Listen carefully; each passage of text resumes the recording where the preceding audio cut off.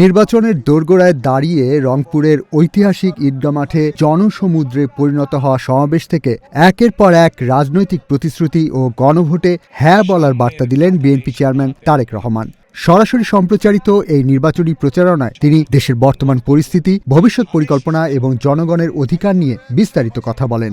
সমাবেশে রংপুর বিভাগের বিভিন্ন জেলা থেকে বিএনপি ও অঙ্গ সংগঠনের নেতাকর্মী এবং সাধারণ মানুষের ঢল নামে। বক্তব্যের শুরুতেই তারেক রহমান ক্ষমতায় গেলে জনগণের জীবনমান উন্নয়ন ও অর্থনীতির চাকা গতিশীল করার প্রতিশ্রুতি দেন।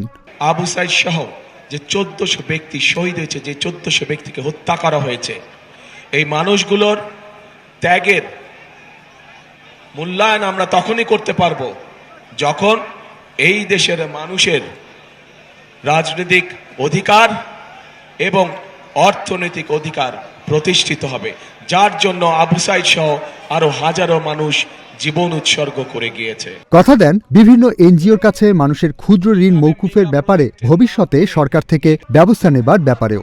আমরা এই যে ক্ষুদ্র ঋণ যারা রেজিস্টার্ড এনজিও থেকে গ্রহণ করেছেন, আমরা সরকারের পক্ষ থেকে এই ঋণ সেই এনজিওগুলোকে পরিশোধ করে দেব, আপনাদের পরিশোধ করা লাগবে না। এছাড়া কৃষি উন্নয়নে সরকারের পক্ষ থেকে বিশেষ ভূমিকা রাখা হবে বলেও জানান বিএনপির এই শীর্ষ নেতা। আগামী 12 তারিখে ইনশাআল্লাহ ধানের শীষ সরকার গঠন করলে আল্লাহর রহমতে আপনাদের সমর্থন নিয়ে এই মুহূর্তে যাদের কৃষি ঋণ 10,000 টাকা পর্যন্ত আছে, আমরা সেই কৃষি ঋণ সুদ সহ ইনশাআল্লাহ মওকুফ করব। এ সময় তারেক রহমান বিগত 16 বছরে অনেক অসঙ্গতির কথা তুলে ধরেন।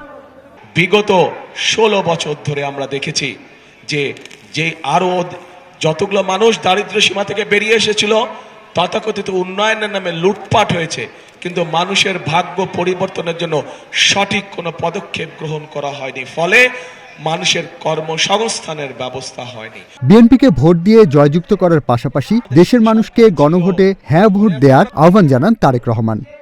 আমরা যে জুলাই সনদে স্বাক্ষর করেছি, সেই জুলাই সনদকেও আমাদের সম্মান করতে হবে এবং সেজন্যই আপনাদের সকলকে অনুরোধ করব যে ধানের শীষে যেমন সিলটা দিবেন 12 তারিখে, একই সাথে আপনাকে যে দ্বিতীয় ব্যালট পেপারটি দিবে হ্যাঁ এবং না, সেখানে হায়ের পক্ষে দয়া করে আপনারা রায় দিবেন।